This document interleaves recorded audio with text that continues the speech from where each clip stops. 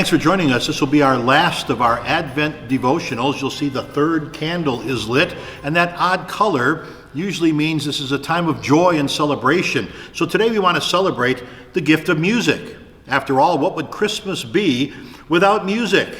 We read of Zechariah, Mary, Simeon, all singing in Luke's gospel. Didn't angels sing the night Christ was born?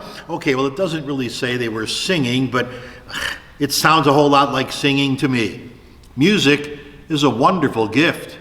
Friedrich Nietzsche said, without music, life would be a mistake.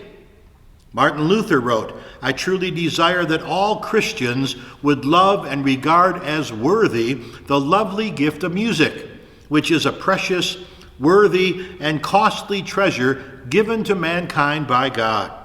The riches of music, he writes, are so excellent and so precious that words fail me whenever I attempt to discuss and describe them. In summa, he says, next to the Word of God, the noble art of music is the greatest treasure in the world. It controls our thoughts, our minds, our hearts, and spirits. This precious gift has been given to man alone, that he might thereby remind himself that God has created man for the express purpose of praising and extolling God. And interestingly enough, he concludes that letter this way. He says, a person who gives this some thought and yet does not regard music as a marvelous creation of God must be a clodhopper indeed and does not deserve to be called a human being. He should be permitted to hear nothing but the braying of donkeys and the grunting of hogs. Interesting phrases. Luther was an interesting fella in how he wrote and what he said. And as I remember my own life, music was my major, and I was involved through high school in the 60s. I'll date myself here. And a lot of musical things went on in my life, growing up in Motown, Detroit City, and growing up with a lot of different sounds of groups I was involved with and places I got to play and to sing. And it reminded me of one time in one of our classes, the instructor talked about a group of middle school students, and he had given them a test on musical terms. Here were some of the answers. Music sung by two people at the same time is called a duel. One said, I know what a sextet is, but I'd rather not say. Another one said, a xylophone is an instrument mainly used to illustrate the letter X. Another said, dirges are music written to be played at sad occasions, like funerals, weddings, and the like. Did they play a dirge at your wedding? Here's one I really like. What's a refrain? Refrain means don't do it. A refrain in music is the part you better not even try to sing. Another one said Beethoven wrote music when even though he was deaf, he was so deaf he wrote loud music. I wonder how any of us would have done on that test. Of course, we all have different tastes in music, regardless of our age or our background or our vocation. But most of us do have some kind of music we can relate to that could be our favorite for whatever reason. And music is quite a powerful learning tool. Who for us, for example, can say our ABCs with at least not thinking, and then using especially that rhythm when we get to LMNOP. That's how we learn. It's a great teaching tool.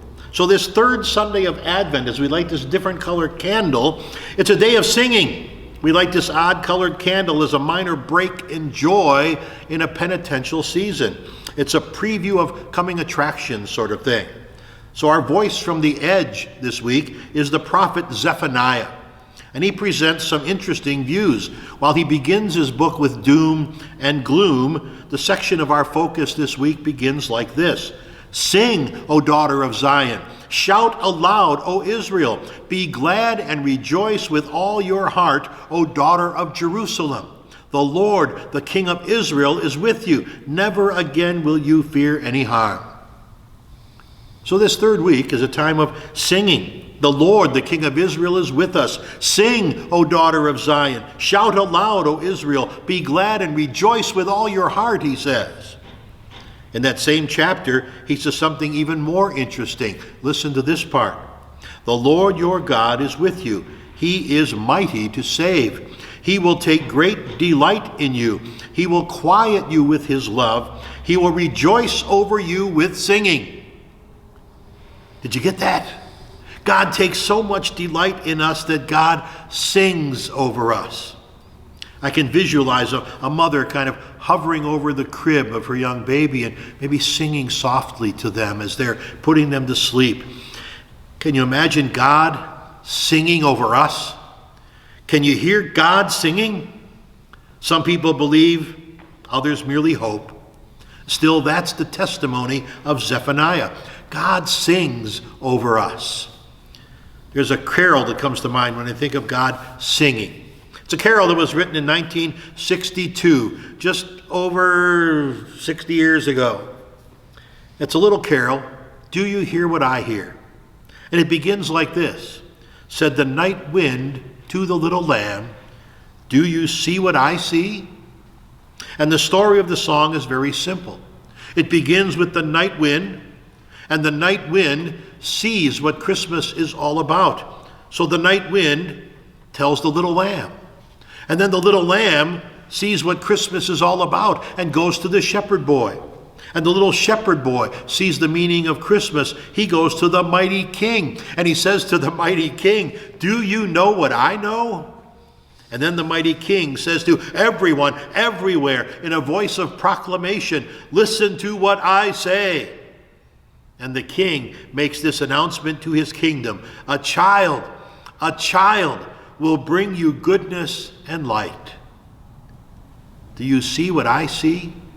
Do you hear what I hear? If we listen closely, we might hear the voice of God singing over us. Now you may wonder why we sing at Christmas time, and you may wonder why in the world would God sing over us? Well, it's certainly all about love. Love always makes the heart sing, doesn't it? It begins with God's love for us, and this in turn results in our love for God. This in turn leads us to love one another. In fact, we sing about that in some of our carols and hymns. Our lives are filled with love. God sings over us, and we sing the wonders of Christmas, and it begins with love.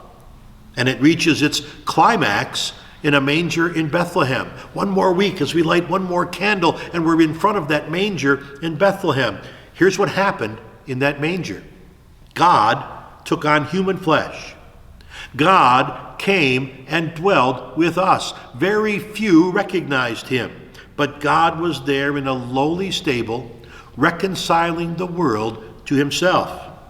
I know it's an outrageous thing, but that's what happened there, and people have been singing about it ever since.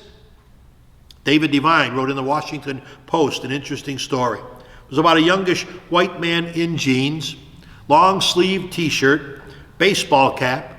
He emerges from a subway station in Washington, D.C. one Friday evening. He positions himself against the wall beside a trash basket. From a small case, he removes a violin. He places the open case at his feet, threw in a few dollars and some pocket change as some seed money. Then he swiveled his case to face the people who passed by, and he began to play. David wrote in his paper, in the next 43 minutes, as the violinist performed 6 great classical pieces, 1,097 people passed by, almost all of them on their way to work in mid-level government jobs. No one knew that the violinist was one of the world's leading classical musicians, a guy named Joshua Bell. He's an acclaimed virtuoso, he writes, who fills concert halls. One composer said of him, he plays like a god. And on this Friday morning, he played on one of the most valuable violins ever made, a Stradivarius that was valued at $3.5 million. The train station provided some great acoustics for his performance. His beautiful music filled the morning air. A reporter stood observing and recording the event, he writes. In the first 3 minutes, 63 people walked past without seeming to notice this virtuoso. Then a man stopped, looked, quickly walked on.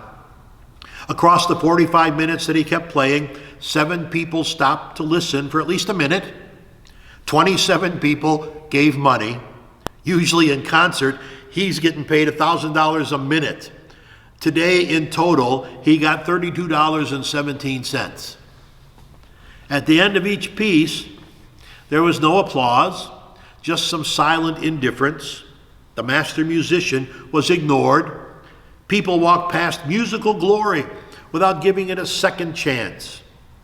Except for 2 people, the article said. One was a postal worker named John, described as a smallish man with a baldish head. John had learned the violin as a youth, and he recognized quality music as he was hearing it from this violinist, and he stood enjoying it from a distance. And then there was a woman named Stacy. Stacy had seen Bell in concert 3 weeks before. She recognized him, and here he was, this international virtuoso, sawing away on his violin, begging for money. She said she had no idea what was going on, but whatever it was, she wasn't about to miss it. She positioned herself about 3 meters away from him and got her place front row center with a big grin on her face that she could take it all in. The grin, she said, remained planted there through the whole performance. And she told the reporter, it was the most astonishing thing I've ever seen in Washington. Joshua Bell was standing there playing in rush hour. People weren't stopping, not even looking. Some were flipping quarters at him. Quarters, she said. I was thinking, oh my gosh, what kind of a city do I live in that this could happen? One of the world's great musicians playing on a street corner for coins. Only a few recognized him. Does it sound familiar? Only a few recognized the Lord of the universe, a baby Jesus in a stable in Bethlehem. Some star-struck shepherds, a humble carpenter and his bride-to-be, but not many others. And yet that event turned the world upside down. It was enough to start the whole world singing. And why shouldn't it? Why shouldn't all creation sing? And why shouldn't we sing? After all, Zephaniah tells us the God of all creation, the God of the moon and the stars and the wind and the waves, sings over us.